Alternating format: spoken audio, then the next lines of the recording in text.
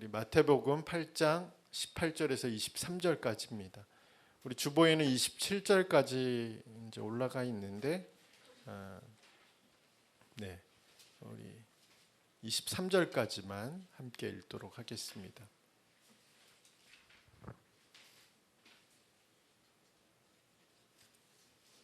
우리 18절에서 23절 같이 한번 읽겠습니다.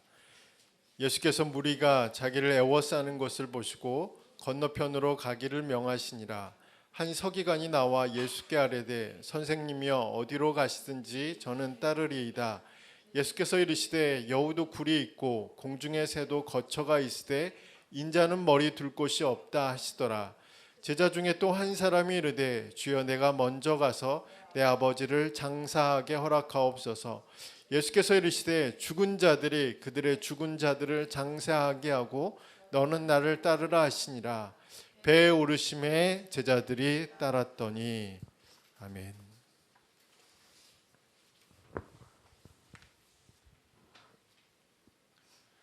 자, 오늘은 제자들이 따랐더니라는 제목으로 말씀을 함께 살펴보도록 하겠습니다. 오늘 함께 읽은 본문 말씀을 포함해서 마태복음 8장과 9장의 핵심 포인트는 기적이나 어떤 치유의 사건들이 핵심이 아니라 예수님이 누구이신가, 그리고 예수님을 따르는 제자들은 어떠한 사람들이 되어야 하는가라는 것이 8장과 9장의 핵심 포인트입니다. 그러니까 우리가 8장과 9장의 말씀을 읽을 때 어떻게 보면 기적의 사건, 또 치유의 사건이 우리의 관심사가 될 수 있고, 예수님이 행하신 그 놀라운 일들을 바라보는 것이 또 우리의 관심사가 될 수 있지만, 사실은 예수님은 그 기적을 통해서 또 그 치유의 사건들을 통해서 예수님 자신이 어떤 분이신가에 대해서 말씀하고 있고, 그 말씀을 통해서 예수님을 따라가는 자들은 어떤 삶의 모습으로 따라와야 되는지에 대해서도 말씀하고 있습니다. 그래서 오늘 함께 읽은 이 본문 말씀도 그 말씀의 배경 속에서 예수님의 제자가 되는 것이 어떤 의미인지를 분명하게 보여주고 있는 말씀입니다. 어떤 분들은 교회에 출석하는 분들을 교인, 신자, 그리고 제자로 나누어서 그렇게 말씀하시는 분들이 있습니다. 그러니까 교회만 다니는 사람은 교인, 구원을 받은 믿음은 있지만 자신의 삶을 온전히 의탁하지 않는 사람은 신자, 그리고 자신의 모든 삶을 온전히 의탁하고 바친 사람을 제자라고 분류하는 그런 분류법을 얘기하시는 분들이 있습니다. 이렇게 분류하는 방법이 교인을 관리하고 또 성도를 교육하고 훈련하기에 많은 유익이 있는 것은 사실입니다. 그러나 이것은 성경의 가르침은 아닙니다. 성경은 한 번도 교인과 신자를 분리해서 말하지 않습니다. 또 성경은 분명하게 신자와 제자를 구분해서 기록하고 있지도 않습니다. 교인이면 신자이고 신자이면 제자라는 것이 성경의 분명한 가르침입니다. 그러니까 우리가 예수님을 믿었다는 것은 곧 우리가 그리스도의 몸된 교회의 교인이 되었다는 의미이고, 우리가 예수님을 믿었다는 것 자체가 예수님의 길을 따라가는 제자가 되었다는 것을 성경은 분명하게 가르치고 있습니다. 물론 신앙의 성숙도에 따라서, 헌신의 차이에 따라서 분명한 차이가 존재하는 것은 사실이지만, 예수님을 믿고 구원을 받은 모든 사람들은 예수님을 믿는 신자이고, 또 예수님의 가르침대로 또 예수님의 삶의 방식을 고스란히 담아내는 제자로서 살아가야 합니다. 예전에 제 친구가 재연 배우를 했습니다. 아주 오래된 친구인데, 제가 신탄진 침례교회에서 이제 신앙생활을 같이 했던, 모교에서 같이 했던 친구인데 지금은 어떻게 지내는지 잘 모르겠어요. 근데 그 친구가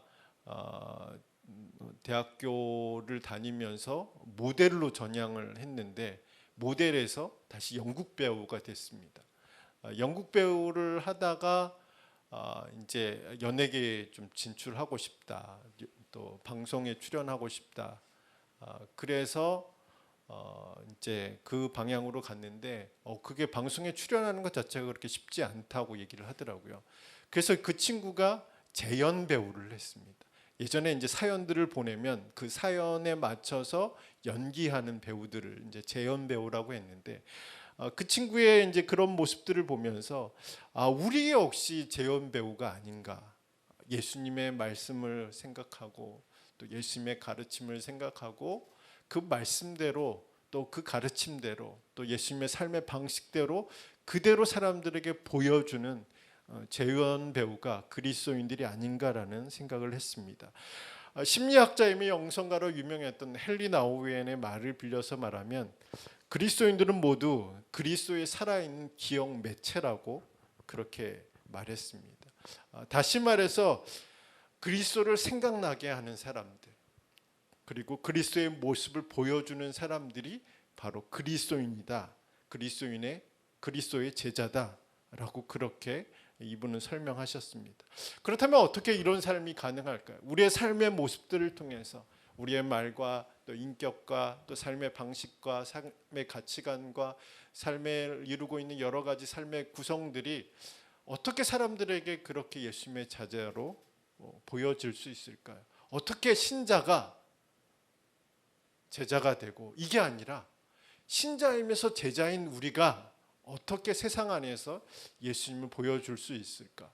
예수님을 따라가는 제자로서의 삶을 살 수 있을까라는 생각을 해본다면 오늘 본문 말씀에는 세 가지를 분명하게 우리에게 기록하고 있습니다. 예수님의 모습을 보여주기 위해서, 다시 말해서 예수님을 따르는 제자가 되기 위해서는 가장 먼저 예수님을 아는 것이 중요합니다. 오늘 함께 읽었던 본문 말씀 18절과 20절의 말씀을 보면 한 서기관이 예수님을 선생님이라고 부르면서 어디든지 따라가겠다라고 말하고 있습니다. 여기에서 따른다, 내가 예수님을 따르리이다 라는 단어는 단순히 즉흥적으로 고백한 고백도 아니고, 또 많은 사람들의 어떤 인기를 끌기 위해서, 많은 사람들에게 관심을 받기 위해서 그렇게 말한 것이 아닙니다. 실제로 예수님을 스승으로 여기고 진심으로 따르겠다는 고백입니다. 그래서 이 사람의 이 고백은 허풍이나 과장된 것이 아니라, 그리고 사람들에게 보여지려고 그렇게 얘기한 것이 아니라, 나는 정말 예수님을 따라가겠다라고 표현하고 있는 겁니다.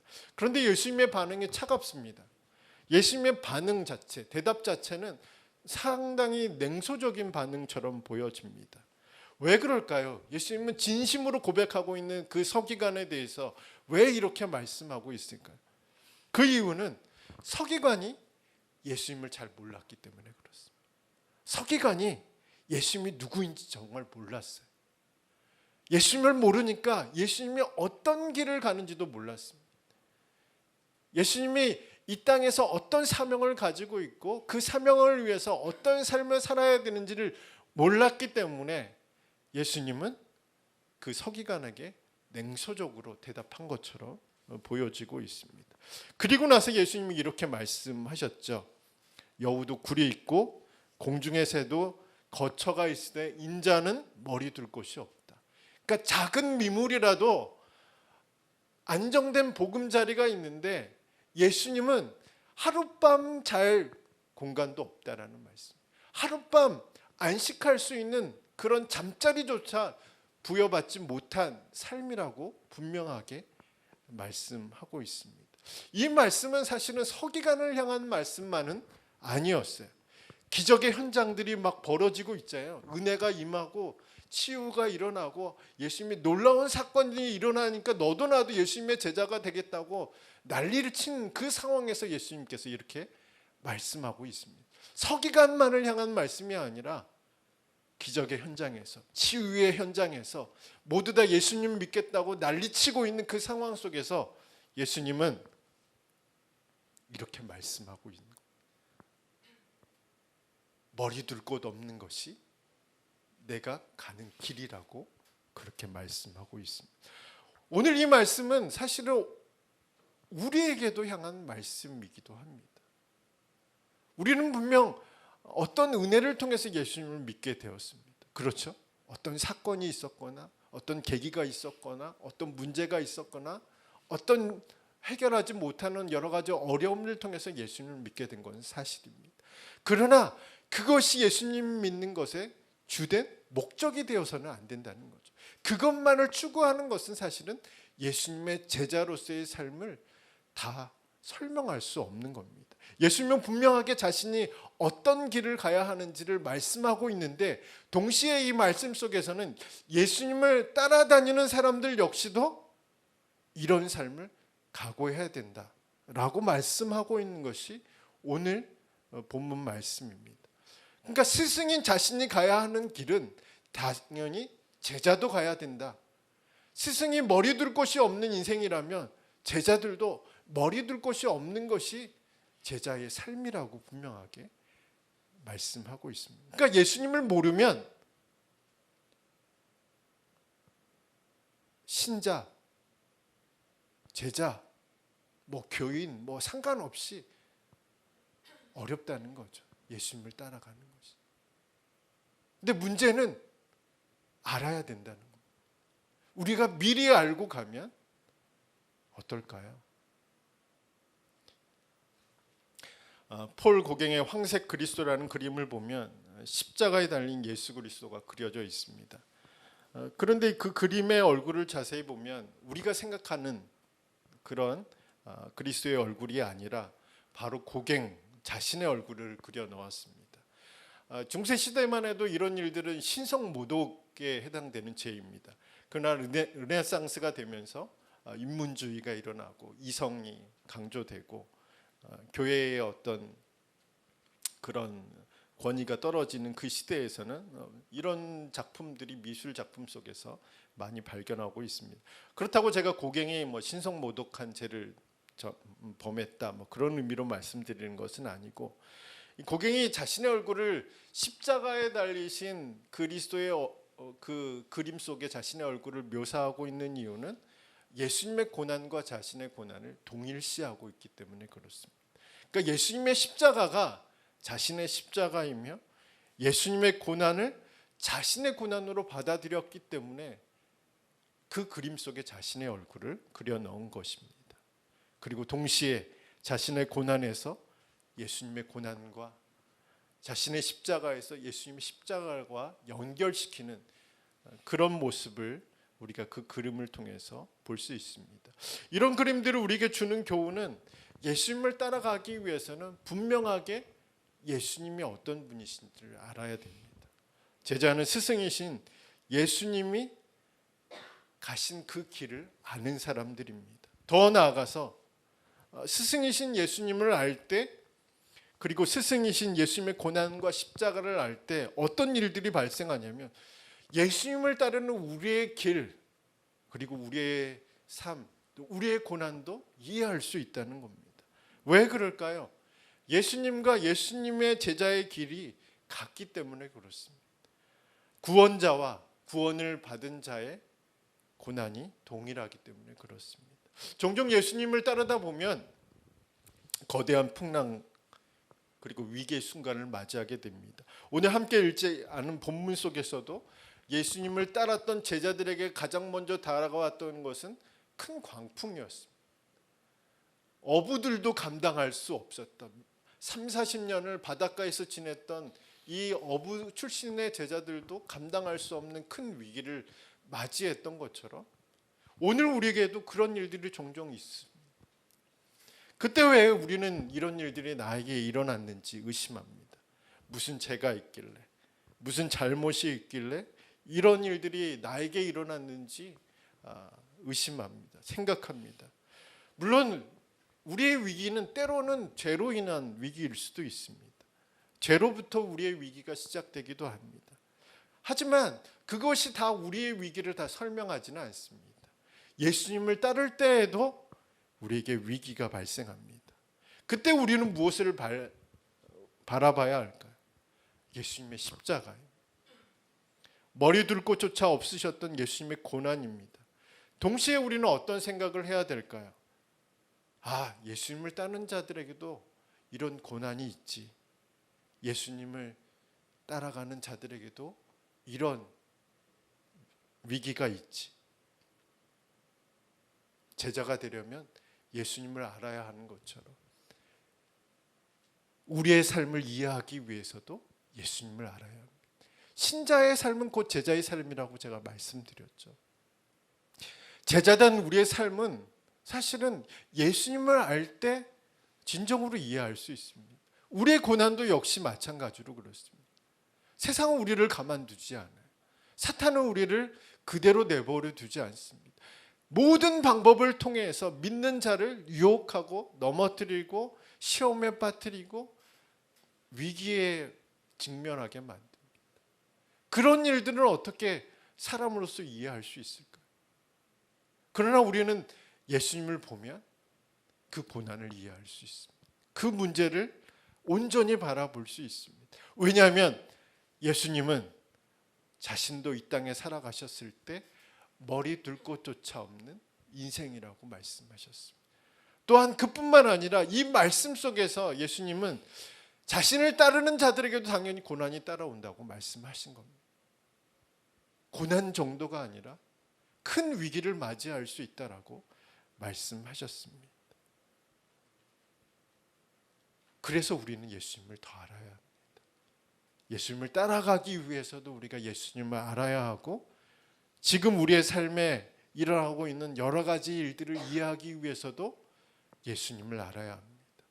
그리고 예수님이 가신 그 길이 어려운 길이었다는 사실들, 그리고 우리가 예수님을 따라갈 때 우리에게도 이런 일들이 발생할 수 있음을 우리는 기억해야 합니다.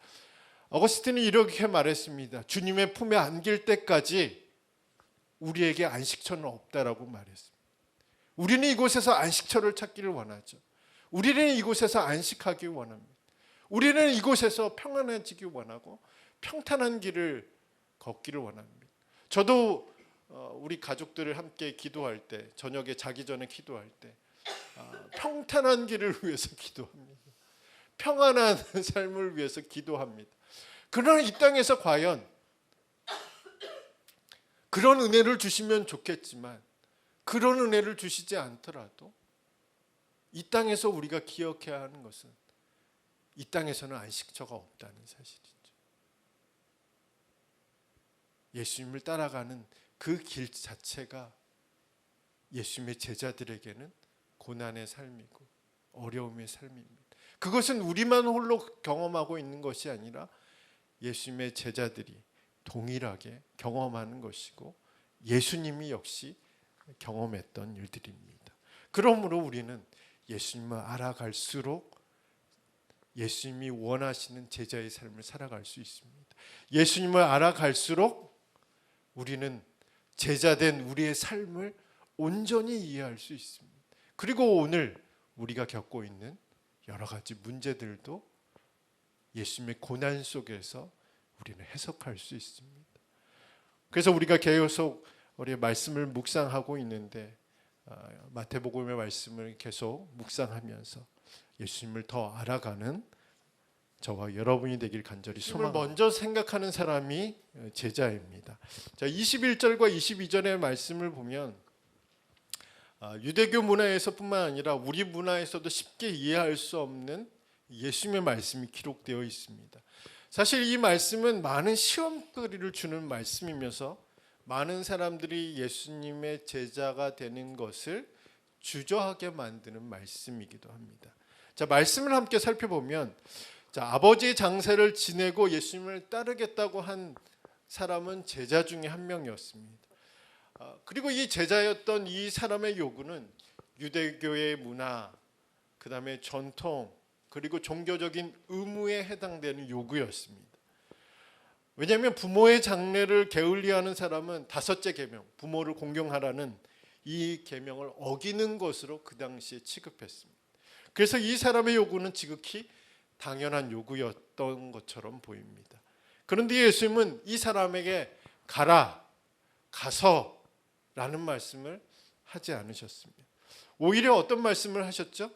죽은 자들이 그들의 죽은 자들을 장사하게 하고 너는 나를 따르라 라고 말씀하셨습니다. 먼저 우리가 이 말씀을 오해하지 않기 위해서 이 사람과 예수님의 대화 속에서 이 사람이 말하고 있는 장례가 아버지의 임종, 죽음, 그리고 매장의 과정을 거치는 장례가 아니었음을 먼저 생각할 필요가 있습니다. 예수님이 죽은 자들이 그들의 죽은 자들을 장사하게 하라는 이 말씀은 마치 내일 일은 내일이 염려하게 하라는 말씀과 비슷한 뉘앙스를 가지고 있습니다. 그래서 죽은 자들이 그들의 죽은 자들을 장사하게 하라는 의미는 1차 장례, 그러니까 아버지의 임종, 그리고 아버지의 죽음, 그리고 아버지의 매장, 이 주는 그 1차 장례가 아니라 1차 장례 이후에 아버지의 뼈를 다시 조상들의 뼈와 합치는 합장의 2차 장례를 의미하는 것으로, 예수님은 죽은 자들, 그러니까 그 조상들의 뼈가 있잖아요. 조상들의 뼈들이 있는데 그 조상들의 뼈가 아버지의 뼈를 장사하게 만들라는 말씀으로 해석해야 합니다. 그러니까 예수님께서 무턱대고 아버지의 임종을 보면 안 돼, 아버지의 죽음을 보면 안 돼, 아버지의 매장에 참여하면 안 돼, 그렇게 말씀하시는 것이 아니라 2차 장례, 1차 장례가 끝나고 시간이 지난 후에 이 제자는 2차 장례, 그러니까 뼈들을 함께 모으는, 유대교에서는 이제 조상들의 뼈에 아버지의 뼈를 묻는 게 이제 전통적으로 그 당시에 매장 풍습이었기 때문에 그 2차 장례를 말씀하시면서 그것은 네가 하지 말라는 거죠. 죽은 조상들이 죽은 아버지를 장례하게 하고 너는 그냥 나를 따르라 라고 그렇게 말씀하고 있습니다. 물론 이렇게 해서 오해를 해소한다고 해서 예수님의 말씀의 강도가 약해지는 것은 아닙니다. 여전히 2차 장례 역시도 유대교 문화에서는, 전통에서는 매우 중요한 그런 풍습이고 관습이기 때문에 그렇습니다. 그러니까 자녀로서는 당연히 해야 하는 의무라고 받아들여졌기 때문에 이건 역시도 쉽지 않은 겁니다. 그럼에도 예수님은 단호하게 그것보다 예수님을 따르는 것이 더 우선되어야 한다, 예수님의 제자로서의 사명을 감당하는 것이 더 우선순위에 있어야 된다라고 말씀하셨습니다. 예수님의 이 말씀은 오늘 우리에게도 도전이 되는 말씀입니다. 우리의 우선순위가 어디인지를 먼저 묻고 있습니다.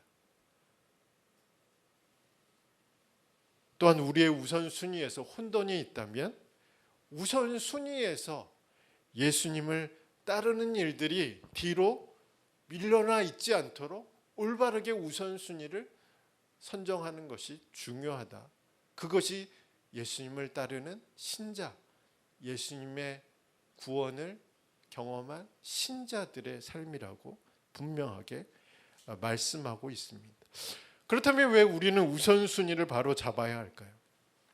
왜 우리는 사람의 의무와 도리보다는 제자로서의 길을 걸어야 할까요? 두 가지로 생각해 볼 수 있습니다. 하나는 구원의 관점에서 생각해 볼 수 있습니다. 자, 구원을 받았다는 것은 단순히 우리의 삶에서 하나를 더 추가했다는 것을 의미하지 않습니다.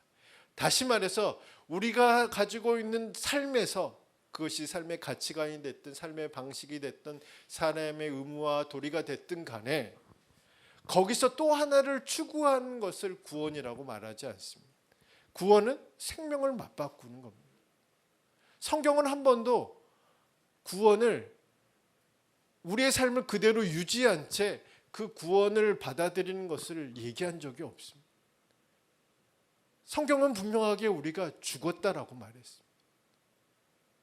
구원을 받았다는 것은 옛사람이 죽었다는 것을 의미합니다. 그러니까 1+1이 구원이 아니라 하나인데 그 하나는 바로 옛사람은 죽고 새 사람으로 태어난 그 사람이 지금 살고 있다는 것이 성경의 관점입니다. 아이들 말로 득템했다, 아이템을 득템하는 거잖아요, 그죠? 전혀 모르는 것처럼 뭔가를 하나 얻은 삶이 아니라는 거죠. 구원은 생명을 맞바꾼 겁니다. 나는 죽었습니다. 그리고 내 안에 사는 것은 나를 위해서 자기 몸을 버리신 하나님의 아들을 믿는 믿음 가운데 살아가는 겁니다.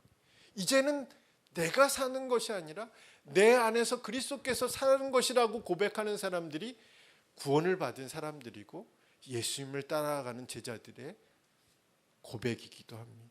그렇기 때문에 구원의 관점에서 본다면 우리의 우선순위는 당연히 세 사람의 우선순위는 당연히 예수님밖에 없습니다. 예수님이 바로 우선순위가 된다. 그것이 바로 구원의 관점에서 바라본 내용입니다. 두 번째는 역사적인 관점입니다. 한국 기도의 역사를 살펴보면 한국 기도뿐만 아니라 세계의 선교의 역사를 살펴보면 어둠과 흑암으로 불렸던 조선 땅뿐만 아니라 미지의 땅, 오지의 땅에서 복음이 전해질 수밖에 없었던 것은 우선순위가 예수님이었던 사람, 우선순위가 복음이었던 사람들 때문이었다는 사실들을 우리는 기억해야 합니다. 특히 한국의 기독교 역사를 살펴보면 오지, 암흑, 어둠의 땅으로 불렸던 조선 땅에 복음이 들어오기까지 많은 분들이 자신의 삶의 우선순위를 복음에 두었고 예수님께 두었습니다. 우리가 이렇게 구원받고 하나님의 자녀가 되고 우리가 하나님 앞에 이렇게 예배할 수 있었던 것은 그분들의 우선순위가 복음이었기 때문에 그렇습니다. 예수님이었기 때문에 우리가 지금 이렇게 하나님을 예배하고 있고 하나님을 찬양하고 있고 우리에게 구원의 소망을 가지고 있게 된 겁니다. 만약 그분들이 우선순위가 복음이 아니었다면, 조선이 아니었다면 우리는 아직도 복음을 듣지 못할 수도 있습니다. 우리는 아직도 예수님을 만나지 못할 수도 있습니다. 서울 양화진 외국인 묘지에 가보면 선교사님들의 묘와 비석들이 많습니다. 그 중에 아이들의 묘도 있습니다. 모두 선교사님들의 자녀들입니다. 선교사님들은 어떤 생각을 하셨을까요? 자신의 목전에서 아이들이 풍토병에 걸려서 또 원치 않는 여러 가지 사건에 휘말려서 죽어갔을 때 선교사님들은 어떻게 생각했을까요? 물론 부모의 마음 차마 말할 수 없겠지만 그러나 그분들은 자신들의 아이들이 죽어가는 상황 속에서도 끝까지 조선을 버리지 않았습니다.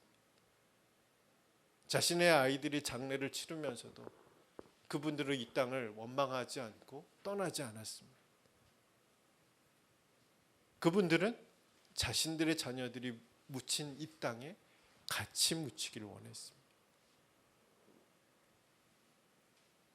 우선순위가 어디 있느냐에 따라서 어떤 사람이 살고 어떤 사람이 구원을 받고 어떤 사람이 새로운 삶을 시작할 수 있다는 것.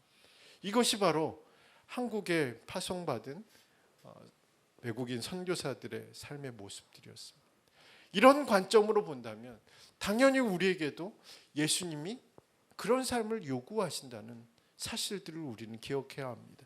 우리는 그분들에게만 하나님이 요구하신다라고 생각하지는 말아야 합니다. 어떤 특정한 사람들에게만 야, 너는 우선순위를 나에게 둬야 돼. 너는 나를 따라와야 돼. 너는 모든 것을 버리고 나의 길을 가야 돼. 라고 말씀하시지 않았어요. 성경 어디에도 신자를 구분하지 않았어요. 목회자와 신자를 구분하지, 목회자와 성도를 구분하지 않았어요.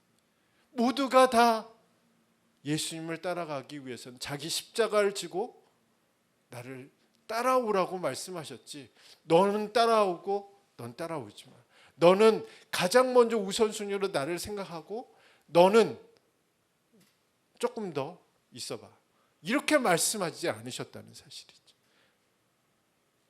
그분들에게만 그런 삶을 요구하시는 게 아니라 오늘 성경 본문 말씀 속에서 이 아버지의 장례를 치르고자 하는 그 사람에게만 기적의 현장 속에서 예수님을 따르겠다고 그렇게 외치고 있는 그 사람들에게만 그렇게 얘기하는 것이 아니라 오늘 우리에게도 동일하게 우선순위가 예수님이어야 한다. 우선순위가 복음이어야 한다라고 예수님은 분명하게 말씀하고 있습니다. 이 말씀을 통해서 다시 한번 우리의 우선순위를 점검하는 시간이 되길 소망합니다. 자, 세 번째, 예수님을 따르는 사람이 제자입니다. 우리 23절의 말씀을 우리 한번 같이 읽겠습니다. 우리 23절 시작. 배에 오르심에 제자들이 따랐더니. 자, 23절의 말씀은 제자도의 핵심이자 결론입니다. 23절의 말씀을 보면 예수님이 배에 오르시자 제자들도 예수님을 뒤따라 배에 올랐다라고 그렇게 기록하고 있습니다. 우리는 이 말씀 속에서 제자의 삶이 무엇인지 알 수 있습니다. 제자의 삶이란 예수님을 따르는 삶입니다. 말이 아니라 행동으로 따라가는 사람입니다. 과연 이 배에 얼마나 많이 탔을까요? 예수님이 서기관에 대해서 그렇게 얘기하고 아버지의 장례를 치르겠다고 하는 사람에게도 그렇게 얘기하니까 정작 배에 올라서 예수님을 따라갔던 사람들은 그렇게 많지 않았던 걸로 그렇게 성경은 말하고 있습니다.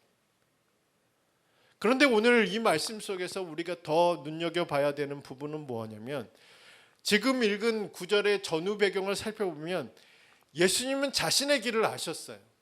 그런데 제자들은 예수님이 어디로 가시는지, 예수님이 가시는 길에 어떤 일이 발생하는지 몰랐습니다.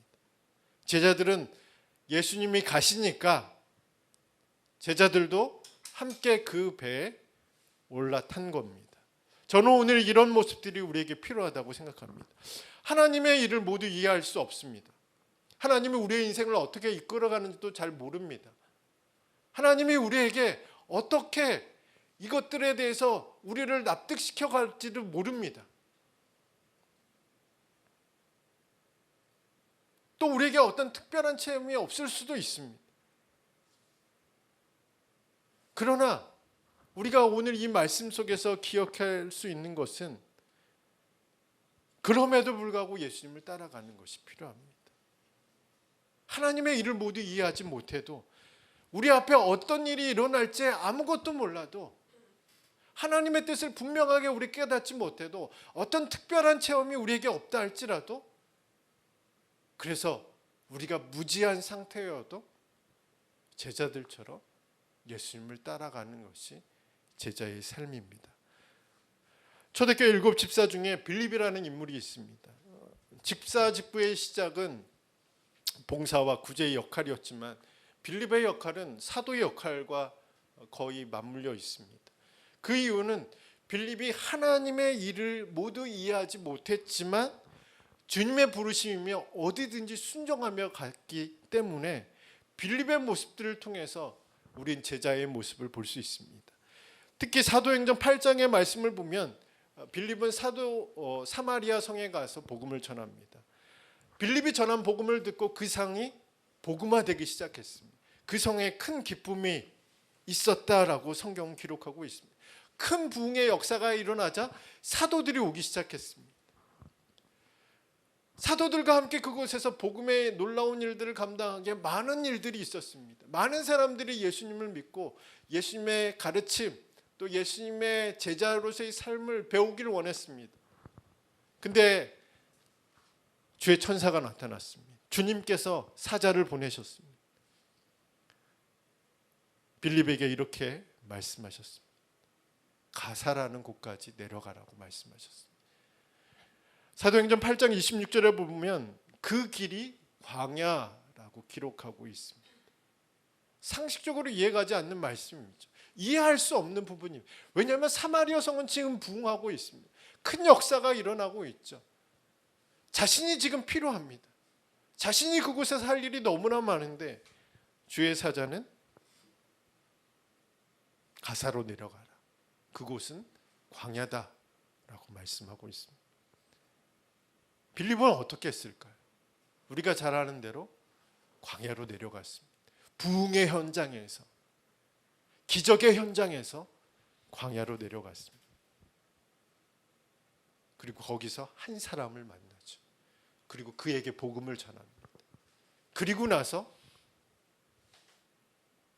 빌립은 흔적도 없이 사라집니다. 사도행전에서 그의 행적이 기록되어 있지 않습니다.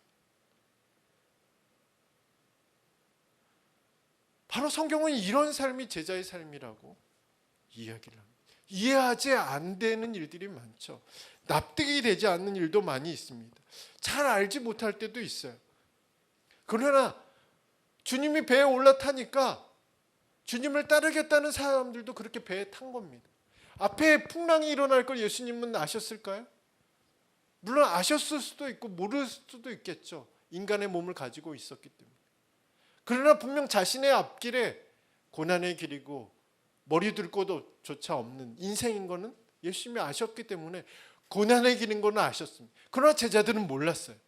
그럼에도 불구하고 제자들은 예수님을 따랐습니다. 이것이 바로 제자의 삶의 핵심입니다. 신자는, 그리스도인들은 예수님을 따라가는 사람들입니다. 그것이 십자가의 길이든 고난의 길이든 이 땅에서의 나그네 인생이든 주님을 따라가는 것입니다. 주님을 따라갈 때 어떤 일이 일어날까요? 부활의 길을 걷게 되고 영광의 길을 걷게 되고 그 다음에 본향의 영원한 삶을 얻게 되는 것이 바로 성경이 말하고 있는 제자의 삶의 결말입니다. 지금은 보이지 않고 지금은 알지 못하고 지금은 잘 납득이 안 되고 이해가 되지 않는 상황이라 할지라도 이것이 바로 오늘 우리가 겪고 있는 제자의 삶이고 앞으로 우리가 경험하게 될 제자의 결말인 것을 기억하는 저와 여러분이 되길 간절히 소망합니다. 어떻게 해야 우리는 묻지도 않고 따지지도 않고 예수님을 따라갈 수 있을까요? 그것은 예수님을 알아갈 때 가능하죠. 예수님이 어떤 분이신지를 알 때 우리는 묻지도 않고 따지지도 않고 예수님을 따라갈 수 있습니다. 그리고 예수님을 가장 우리의 삶의 우선순위로 둘 때 우리는 어디든지 예수님을 따라갈 수 있습니다. 한 주간 매일 성경의 말씀을 통해서 주님을 알아가는 일에 또 예수님을 우선으로 여기는 삶에 더 헌신하는 저와 여러분이 되시기를 축복합니다.